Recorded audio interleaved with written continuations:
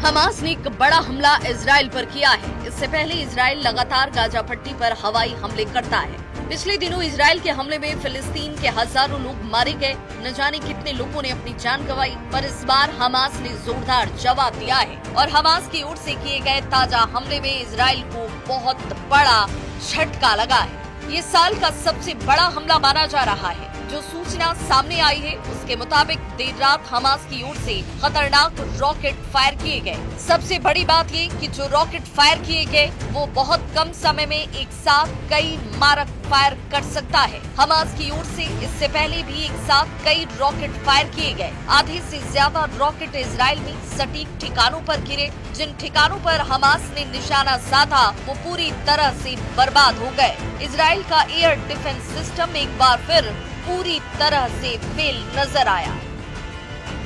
Israel का iron dome system इन rockets को रोक नहीं पाया। इजराइल की ओर से कहा गया कि कई जगह रॉकेट्स गिरे हैं और जिसकी वजह से भारी तबाही मची है और इसकी तस्वीरें, इन हमलों की तस्वीरें सोशल मीडिया पर छाई हुई हैं। हमास की तरफ से की गई बमबारी की तस्वीरें जो है सोशल मीडिया पर छाई हुई हैं और कितनी ज्यादा तबाही मची हुई है वो सब कुछ सोशल मीडिया पर देखा जा सकता है। इन रॉकेट्स अपार्टमेंट और बिल्डिंग पर गिरते हुए दिखाई दिए। हमास की ताजा बमबारी में इजराइल को जबरदस्त नुकसान पहुंचा है। इजराइल ने भी हमास की ओर से की गई बमबारी में नुकसान को स्वीकार किया है। इन हमलों में इजराइल के प्रधानमंत्री बेंजामिन नेतन्याहू सख्ती में हैं। कहा जा रहा है कि इजराइल पर हुए हमले में बहुत ज्यादा तबाही मची है, जान और माल का बहुत नुकसान हुआ है। इसकी सोशल मीडिया में बहुत चर्चा तक हो रही है। कुछ दिन पहले ही इजराइल के प्रधानमंत्री बेंजामिन नेतन्याहू ने अमेरिकी राष्ट्रपति डोनाल्ड ट्रंप से मुलाकात की थी, जिसमें गाजा पट्टी के ताजा हालात पर चर्चा हुई। पर इजराइल के प्रधानमंत्री बेंजामिन नेतन्याहू कोई जवाबी कार्रवाई कर पाते उससे पहले ही हमास ने इजराइल पर जोरदार एयर स्ट्राइक कर दिया। इसकी तस्वीरें जैसे ही सोशल मीडिया पर सामने आई, हर तरफ खलबली मच गई। ये हमले मध्य गाजा के दीर अल बलाह और अश्कलोन और अश्कदोद जैसे इलाकों में हुए। इस हमले में मिडिल ईस्ट में शांति के प्रयासों को गहरा धक्का लगा है। यही नहीं, हमास की ओर से हो रहे इजराइल पर ताबड़तोड़ हमले को रोकने में इजराइल का डिफेंस सिस्टम पूरी तरीके से नाकाम साबित हुआ। ना तो इजराइल का डोम सिस्टम काम आया और ना ही अमेरिका की तरफ से मिला गया हाईटेक डिफेंस सिस्टम काम आया। अब अगर आने वाले वक्त में इजराइल और ईरान का युद्ध होता है तो इजराइल पूरी तरीके से तबाह हो सकता है। जबकि ये डिफेंस सिस्टम इजराइल के लिए बेहद महत्वपूर्ण था। इससे पहले इजराइल अपने डिफेंस सिस्टम का पूरी दुनिया में बखान करने का कोई मौका नहीं छोड़ता था। इजराइल ने एंटी बैलिस्टिक मिसाइल सिस्टम और डोम सिस्टम की बढ़ चढ़कर चर्चा की, पर हमास के ताजा हमलों में ये सिस्टम फेल रहे और इजराइल की सुरक्षा को लेकर गंभीर सवाल खड़े हो गए।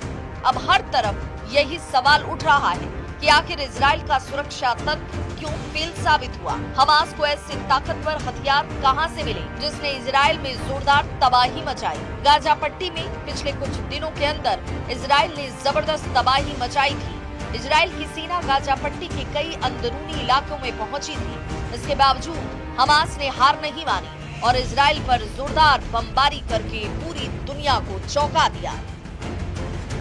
इजराइल का कहना है कि गाजा पट्टी के जिन इलाकों में हमास का कब्जा है वहां पर हमास ने कुछ विदेशी बंधकों को भी कैद करके रखा हुआ है और इन्हीं बंधकों को तलाशने के लिए इजरायली सेना चप्पा चप्पा छान रही है। हालांकि अभी तक इनका कुछ अता पता नहीं लगा है। ये भी कहा जा रहा है कि ईरान की ओर से हमास के अल कासिम ब्रिगेड के पास लगातार गोला बारूद की सप्लाई हो रही है। इन हमलों ने साफ संकेत दिया कि हमास झुकने को तैयार नहीं है। हमास ने ये कह दिया है कि इजराइल लगातार हमले करता रहा तो बंधकों की सही सलामत वापसी पर कोई वादा वो नहीं कर सकता है।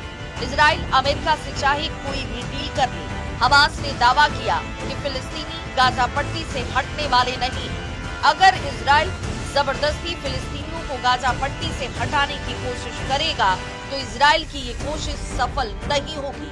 इसीलिए हमास के लड़ाके एक के बाद एक इजराइल पर लगातार अटैक कर रहे हैं। और मिसाइलों के ताबड़तोड़ वार से इजराइल को मिट्टी में मिलाने पर आमादा हैं। उधर हमास के हमलों के जवाब में गाजा पट्टी के विभिन्न क्षेत्रों में इजरायली हमले में कम से कम 19 फिलिस्तीनी मारे गए। गाजा सिविल डिफेंस का कहना है कि गाजा शहर के उत्तर पूर्व में खास करके जो इजराइल ने निशाना बनाया घरों को, उसमें 10 महिलाओं और बच्चों को मार दिया गया। गाजा पट्टी के उत्तर में जबालिया क्षेत्र में इजरायली सेना ने 3 लोगों की हत्या कर दी और अन्य को घायल कर दिया। गाजा पट्टी के दक्षिणी शहर खान यूनुस में इजरायली ड्रोन हमलों में कम से कम 2 बच्चे समेत 5 लोगों की जान चली गई। वहीं केंद्रीय नुसेरात शहर में विस्थापितों को भोजन वितरित करने वाले टेंट पर इजरायली विमान के हमले में एक शख्स की मौत हो गई। फिलिस्तीनी सुरक्षा सूत्रों के अनुसार पिछले कुछ समय से गाजा सिटी के पूर्वी हिस्सों बेत हनून और बेत लाहिया क्षेत्रों में इजरायली तोपखाने से लगातार गोलाबारी की जा रही है। इस बीच हमास के सशक्त विंग अल कसर ब्रिगेड ने एक बयान में कहा कि उसके लड़ाकों ने गाजा सिटी के पूर्वी हिस्से में स्थित अल वफा अस्पताल के पास 3 इजरायली मकारवा 4 टैंकों को निशाना बनाया। हालांकि इजरायली सेना ने अब तक इन हमलों पर कोई टिप्पणी नहीं की। इजरायल रक्षा बल ने कहा कि गाजा पट्टी में फिर से शुरू किए गए अभियान के तहत हमास के राजनीतिक ब्यूरो के कुल 11 वरिष्ठ अधिकारी मारे जा चुके हैं। फिर से शुरू किए गए अभियानों में अब तक वायुसेना के 350 लड़ाकू विमानों और लगभग 1200 आतंकी ठिकानों पर हवाई हमले किए गए। 100 से अधिक लक्ष्य सटीक हमलों में नष्ट किए गए और गाजा पट्टी में आतंकी संगठनों के सैकड़ों आतंकियों व सैन्य कमांडरों को मार गिराया गया है।